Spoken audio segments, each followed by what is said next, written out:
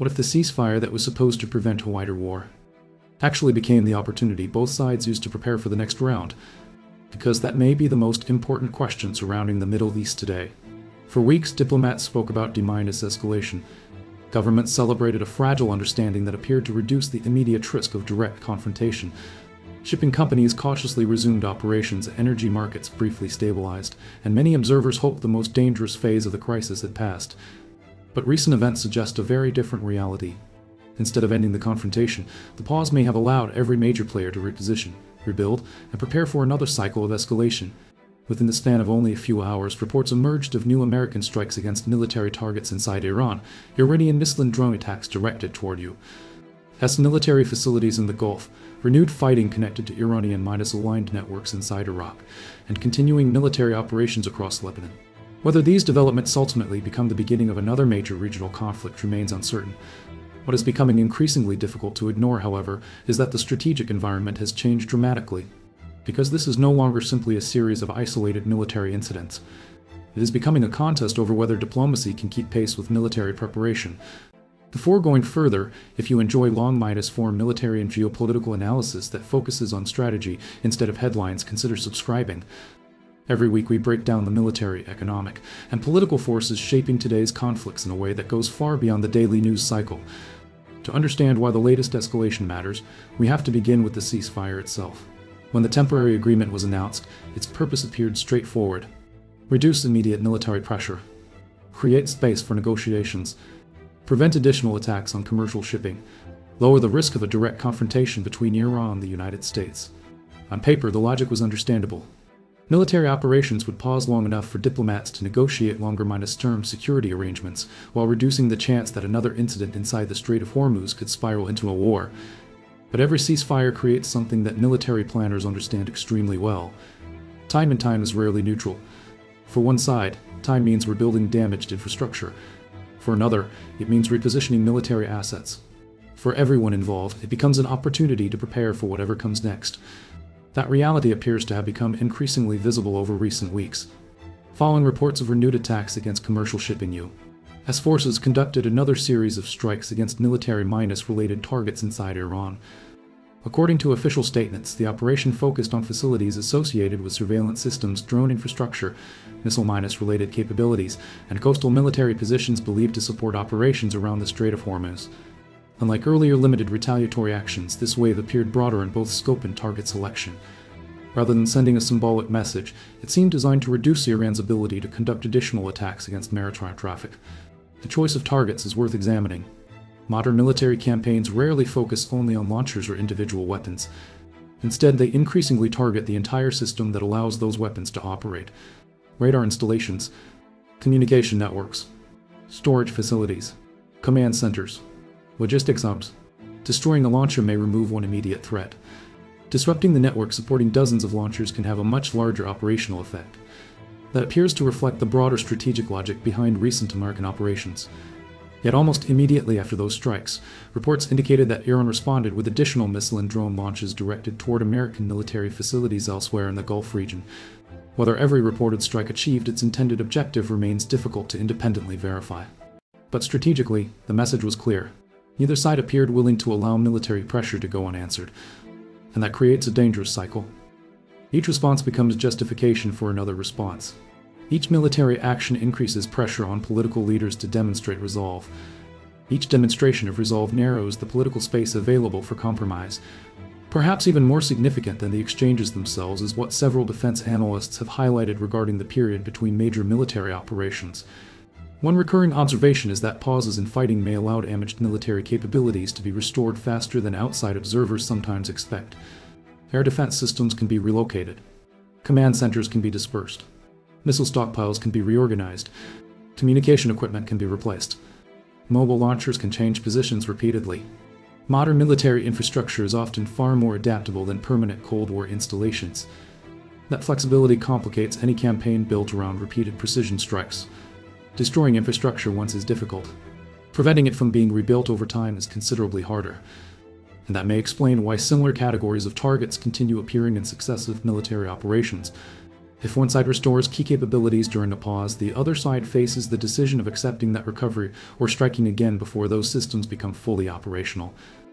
This creates a strategic dilemma that extends well beyond tactical success on the battlefield, because even highly successful air campaigns face an enduring question. What constitutes victory? Destroying military equipment is measurable. Changing an opponent's long-term strategic decisions is far more difficult.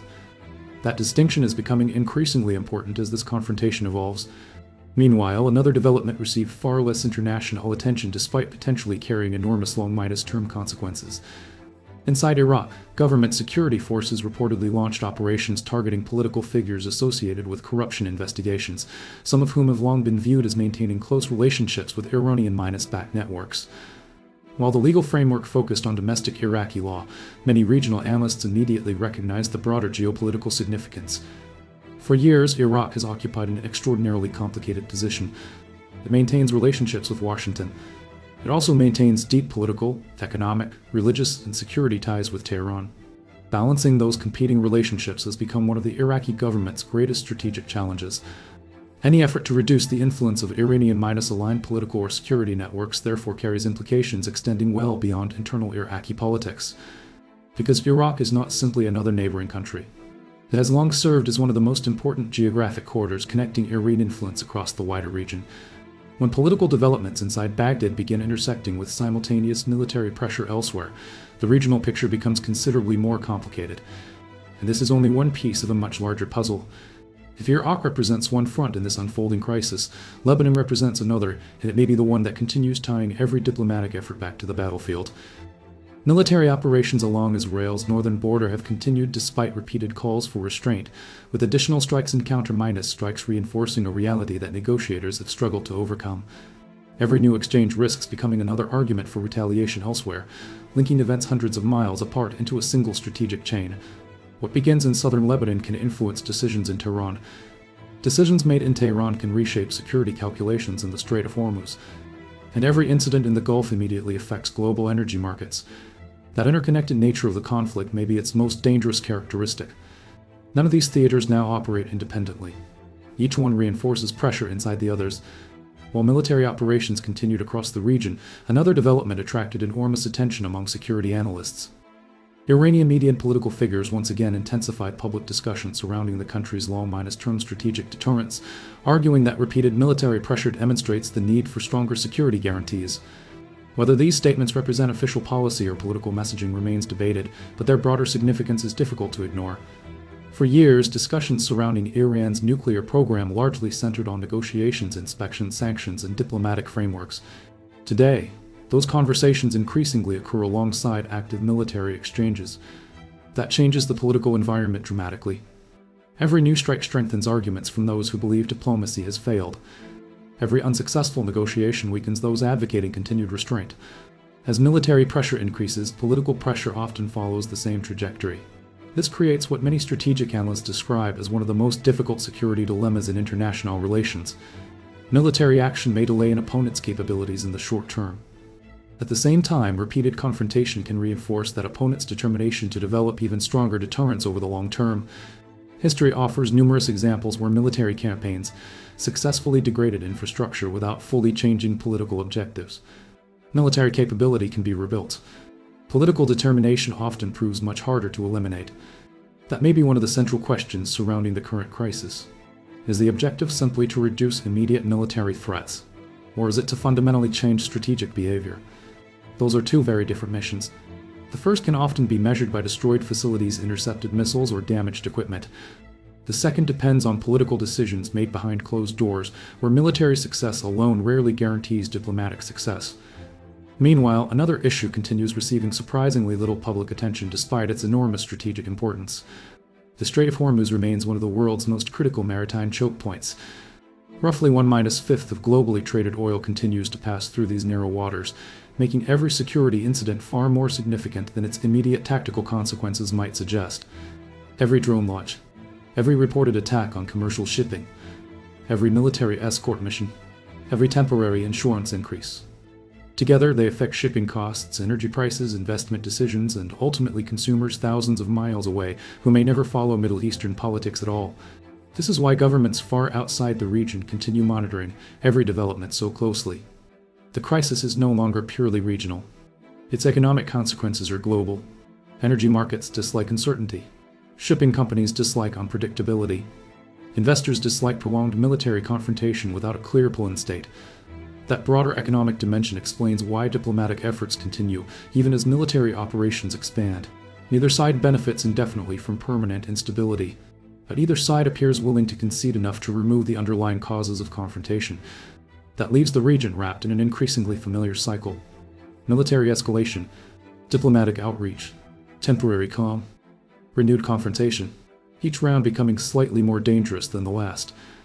Another important question concerns military adaptation itself. One lesson repeatedly demonstrated throughout modern conflicts is that no battlefield advantage remains permanent. Every new capability eventually produces a countermeasure. Every defensive system encourages offensive innovation. Every successful tactic forces opponents to rethink their own doctrine. The current confrontation appears to be following exactly that pattern. Both sides continue adjusting operational concepts based on recent experience. Infrastructure becomes more dispersed. Command structures become more decentralized. Military assets become increasingly mobile. Surveillance becomes more persistent. Long-range precision capabilities become more integrated. The result is a competition measured not only in weapons but in adaptation. Which side wins faster? Which side rebuilds faster? Which side makes better strategic decisions under sustained pressure? Those questions may ultimately prove more important than any individual strike reported on a single day. Looking ahead, several possible scenarios remain on the table. The first is cautious stabilization. Diplomatic pressure succeeds in preventing additional attacks on commercial shipping, military exchanges gradually decrease, and negotiations regain momentum before another major incident occurs. The second is prolonged containment. Neither side seeks full-scale war, but neither side accepts meaningful compromise. Limited stints, cyber operations, and proxy activity continue for months, creating an unstable equilibrium that keeps global markets under constant pressure. The third and most concerning scenario is strategic miscalculation. Not because either side deliberately chooses a wider war, but because one operation produces consequences neither government originally intended. History shows that major conflicts often begin this way. Not through carefully planned escalation, but through cumulative decisions, each appearing manageable on its own until together they become impossible to reverse. That possibility is why every military movement across the region now receives extraordinary attention. Aircraft deployments, naval patrols, missile defense activations, political speeches, diplomatic visits. Each may appear isolated. Together they reveal how rapidly the strategic environment continues evolving. As of today, the Middle East remains balanced between diplomacy and escalation. Military operations continue. Political negotiations continue. Neither process has fully displaced the other. The coming days will likely determine whether recent strikes become another temporary chapter in a prolonged confrontation or the beginning of something considerably larger.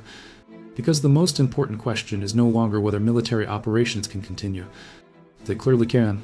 The real question is whether diplomacy can move faster than the next round of escalation. And in conflicts like this, timing often matters just as much as military strength. The ceasefire was intended to create time for peace. Instead, it may have become time for preparation. Whether that preparation ultimately supports renewed negotiations or another cycle of conflict is the decision every major actor in the region now faces. And that decision may shape not only the future of the Middle East, but the stability of one of the world's most strategically important regions for years to come.